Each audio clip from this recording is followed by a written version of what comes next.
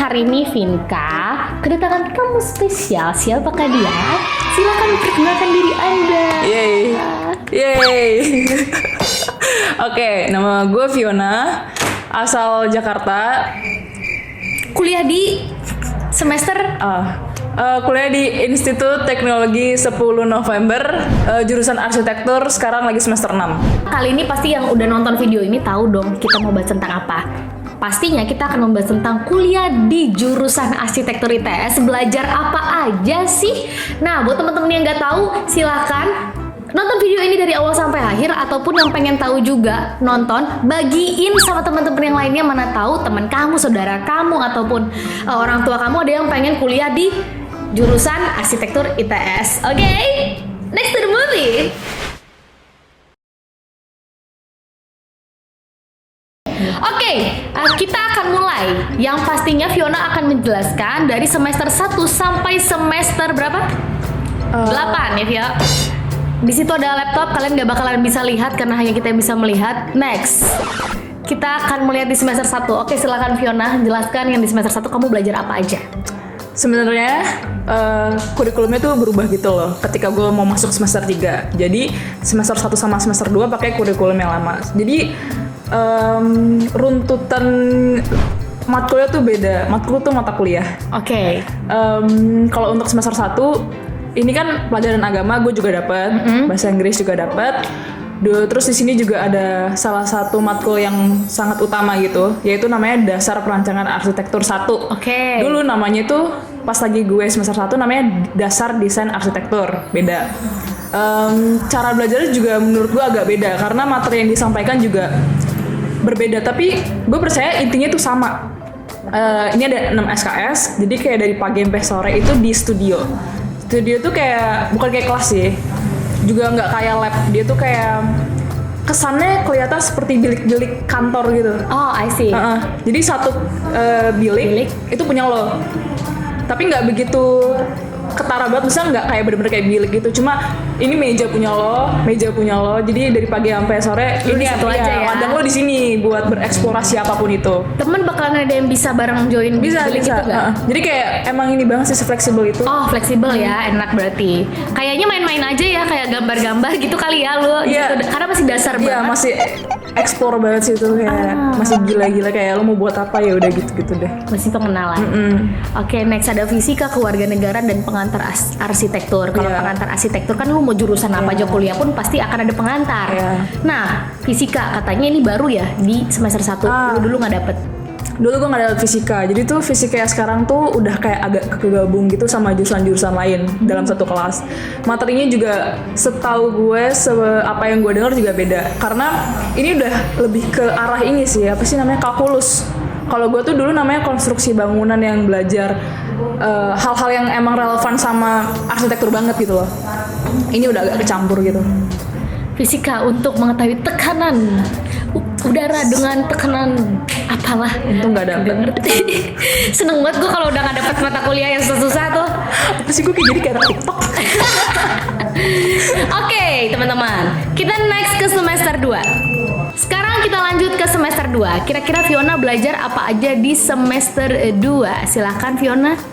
Semester 2, runtutannya juga berbeda sama apa yang gue pelajari di kurikulum lama. Cuma bahas ini aja langsung ya. Iya. Bahasa Indonesia selayaknya bahasa Indonesia. DPA 2 juga lanjutan dari DPA 1. Cuma kan apa yang dipelajarin beda ya. Gue kurang tahu sih kalau DPA 2 sebenarnya ngapain yang sekarang. Kalau gue dulu itu dibagi secara general tuh kayak ada 3. Buat naungan. Naungan itu adalah sesuatu menaungi dari atas. Oh, bayangkan atap. Iya, bayangin buat atap. berlindung berteduh ya. Itu kayak lo bisa dengan atap aja sebenarnya bisa eksplorasi banyak banget hal gitu loh. Kayak model-modelnya gitu ya. Atap tuh nggak cuma di sini doang, kayak agak miring tuh juga bisa dikatakan atap, dan banyak lagi hal-hal kayak gitu misalnya. Terus atap naungan. Terus lindungan. Salah. Naungan. Iya, maksudnya yang awal atap naungan. Iya. Atap slash naungan. Yang kedua tuh lindungan. Lindungan atau tuh secara lindungan atau apa dulu nih? Nggak ada. Oh, lindungan nggak ada. Dinding. Pokoknya kayak dinding maksudnya kayak gitu. Oke. Sesuatu yang secara horizontal. Oke. Nah, habis itu yang ketiga itu digabung deh, naungan sama lindungan. yang udah agak mirip kayak rumah jadinya sih. Itu filosofisnya kali ya? Mungkin sih. Mungkin, nggak tahu sih, so tahu, maaf ya saudara. Itu yang gue tangkap sih. Seperti itu. Thank you. And next ada matematika, Pancasila, dan pengantar lingkungan binaan. Dulu gue juga nggak dapet pengantar lingkungan binaan, jadi nggak tahu sih sebenarnya itu ngapain. Emang kalian harus masuk ke tes dulu ya. Paling nggak kan kalian tahu nih mata kuliahnya ini gitu. Tapi ya. gue percaya sih mungkin matkul lain itu sebenarnya sama pembahasan nama ini, cuma namanya diubah. Saling berkaitan ya. Bisa jadi. Cuma permainan kata-kata. Gue pun setuju dengan itu. Oke, next kita akan ke semester 3. Di semester 3 ini Fiona kira-kira kamu belajar apa aja sih? Dan di sini masih ada yang SKS-nya 6. Wow. Yang SKS-nya sampai lulus ada. Yang lulus ya tinggal TA lah ya, tugas akhir. Oke. Kalau misalnya semester 3, nah ini kan gue udah relevan banget ya. Asas perancangan arsitektur ini adalah sebenarnya temennya yang 6 SKS ini. Jadi kalau misalnya dulu itu digabung. Jadi ada 8 SKS. Asas sama perancangan Iya, ya. jadi Dulu dulu, 8 SKS, sekarang malah dipisah. Jadi mata kuliah sendiri-sendiri. Kenapa dipisah? Kalau dulu itu dalam 8 SKS itu teori sama praktikalnya digabung dalam 8 SKS itu. Oh, jadi kayak iya. jam 7 sampai jam 8 kita ngumpul dulu ya untuk mendengarkan penjelasan dari dosen. Ntar dari jam segini baru kalian eksplorasi, misalnya kayak gitu. Karena merasa lebih efisien ya dipisah aja sekalian. Jadi benar-benar pakai kelas gitu, nggak pakai studio lagi karena kita mendengarkan kan. Kalau studio kan kayak bilik, susah dengerinnya. Dan jadinya kan bawaannya kan santuy ya. Iya. Nah, kalau misalnya kelas-kelas dan juga lebih terorganisir karena itu kan dibagi jadi 2 kelas. Kalau misalnya PA itu benar-benar satu angkatan, satu studio. PA perancangan arsitektur. Perancangan arsitektur atau nggak DPA tadi di dasar perancangan arsitektur itu satu studio, satu angkatan. Jadi kan kalau misalnya mendengarkan teori itu kan nggak kondusif lah pasti. Kenapa baru dipisah di semester 3? Karena perancangan arsitektur itu udah nggak ada dasarnya nih. Jadi udah serius banget. Oh iya, bukan belajar dasar lagi. Kita tuh udah bahas yang namanya rumah. Bener-bener rumah real yang akan kita bangun tuh seperti apa. Nah itu kan sebenarnya banyak banget kan. Mulai dari drainasenya seperti apa. Drainase itu kayak air hujan yang ngalir kemana. Terus kayak misalnya utilitas, toilet, terus airnya kemana, listrik. Oh, sanitasi. Iya gitu-gitu. Air bersihnya gimana. Jadi kan banyak. Makanya dipisah. Oke. Struktur dan konstruksi arsitektural tadi udah ya? Belum. Oh belum, silakan. Struktur dan konstruksi arsitektural sebenarnya semuanya tuh menurut gue tuh sangat amat otoriternya tuh ke PA gitu. PA. Perancangan arsitektur. Oke. Kan kita buat rumah. Kan kita juga bahas struktur kalau buat rumah. Oh iya. Fondasi gitu-gitu. Nah, itu tuh dibahas di matkul struktur dan konstruksi. Terus kalau misalnya kayak kalian pengen tahu sainsnya kayak gimana, kalau misalnya cahaya, keterangannya, suara, kencangnya atau enggak tuh belajar di sains dan teknologi, misalnya gitu-gitu. Terus, apakah ini kedap suara atau tidak gitu ya? Bisa dibilang kayak gitu lah. Pokoknya belajar tentang suara dan juga cahaya. Oh, oke. Nah, habis itu kalau mau ngedesain ataupun sebenarnya kita kalau mau ngapa-ngapain tuh sebenarnya ada metodenya. Oke. Secara kita nggak sadar tuh kayak kita buat ini nih, buat YouTube. Ada metodenya. Metodenya itu adalah saya mempersiapkan kamera. Kayak semacam step sih, cuma lebih detail aja. Nah, kalau kita mau ngerancang rumah, itu kan sebenarnya abstrak banget ya. Kamu bisa mulai dari mana aja gitu. Iya. Mulai dari aku buat denahnya dulu deh misalnya. Ada juga misalnya yang kayak, aduh aku pengen langsung buat bentuknya dulu kayak gimana. Nah, itu kan metodenya beda-beda tiap orang. Nah, ini dipelajari di metode perancangan. Kita juga belajar dasar perumahan dan permukiman. Itu cukup luas gitu cakupannya karena kita udah lumayan membahas tentang kota. Udah nyentuh-nyentuh ke sana gitu. Sip. Itu tadi dari semester 3. Oke, kita lanjut ke semester 4. Di semester 4 ada apa aja, Fiona? Semester 4 itu arsitektur lanskap. Arsitektur lanskap tuh ngebahas lanskap. Lanskap tuh kayak apa ya? Kayak ini rumah, tapi rumah kan ada lahannya nih. Nah, kalau buat lahan kan juga kayak jalan masuk dari mana, taman-tamannya kayak gimana. Nah, itulah lanskap. Bangunannya gimana, bangunan 1 sama bangunan 2 kayak gimana itu lanskap. Oke, gue ngerti, mungkin keseluruhan dari. Ya, tapi nggak bangunannya, lo nggak bahas bangunannya. Tapi bahas tentang tempat yang akan dibangun. Pokoknya kayak gardennya gitu-gitu lah, itu bisa dibilang lanskap. Oh, oke. Gue udah ngerti sih tata letaknya. Habis itu kita belajar teori arsitektur, itu belajar ngerempet sejarahnya juga. Iya, ya teori-teorinya kayak minimalism dan segala macam tuh kayak gimana.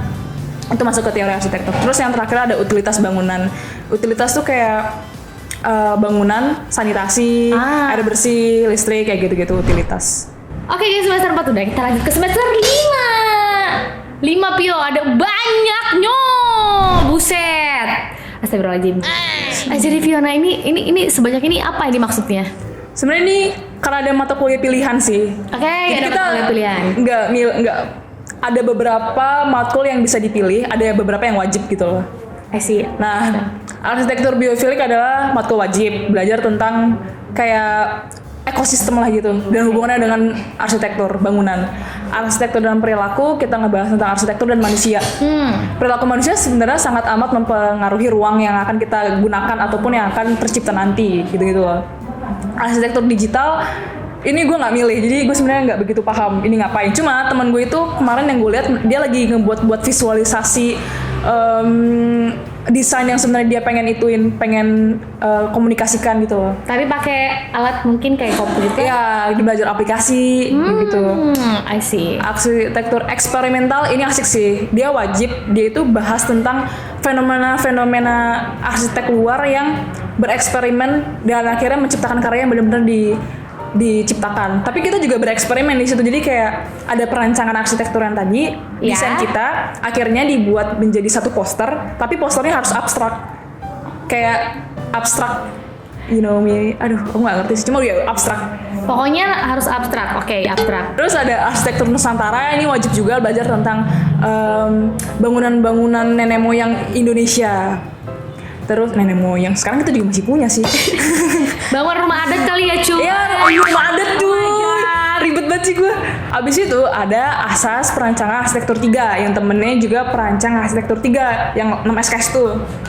Di sini semester ini kita ngebahas tentang commercial place. Commercial place itu tempat yang emang khusus buat pemasaran aja gitu. Oh, pemasaran. Cuma jenis apa, maksudnya kayak bangunan apa yang bakal kita bangun nanti tuh bebas sesuai apa yang kita mau. Kalau 1-2 kan kayak 1 langsung rumah, 2 langsung kampus. Iya, kalau ketiga tuh yang penting lu punya commercial place. Dan itu bebas. Mau taman rekreasi, mau apa namanya pusat pembelanjaan, mau tempat spa, salon. Nah kan, jadi kan banyak pilihannya. Udah boleh milih. Sip. Perumahan swadaya itu belajar tentang rumah, tapi nggak gue pilih, jadi gue nggak paham juga lah ya, nggak begitu paham. Rekayasa arsitektur 1 itu bahas tentang struktur arsitektur yang menurut gue agak aneh-aneh aja gitu. Oke. Jadi Oh, kayak, yang beribet. Ya, yang ribet itu dipelajari, terus kayak struktur tuh banyak banget materialnya yang kita pelajarin kayak gitu-gitu. Ruang luar gue nggak tahu sama sekali. Gue kira nih ruang luar, tahu nggak apa tadi? Apa? Itu space yang di atas. Bukan. Keren amat ini. Open space tuh ini sebenarnya kayak ruang terbuka, berarti ruang kayak taman. Ya. Sih. Cuma kayak lu nggak cuma taman, jadi gue nggak berani ngomongnya. Oke, nggak apa-apa. Yang penting kayak taman ya dan lain-lainnya gitu, yang Apa ruang bukan terbuka. ya? Pokoknya, lahan hijau enggak juga. Taman kota. Gue nggak tahu. Gue nggak berani deh. Fiona tidak berani ya. Tidak Takut salah. Kita lanjut ke tektonika. Apa nih tektonika? Tektonika itu mempelajari, gue tangkap tuh kayak keindahan struktur, keindahan something, misalnya kayak detail-detail, tapi kayaknya nggak cuman itu sebenarnya. Cuma yang gue tangkap dengan dari apa yang gue lihat, mereka tuh buat susunan batu, buat batu bata yang benar-benar didesain sendiri. So, I see. Mungkin kesana kali ya, gitu loh. Bisa jadi ya. Lalu yang terakhir ada teori perancangan kota, bikin kota kali ya. Tapi ini lebih ke teorinya, belajar tentang teori.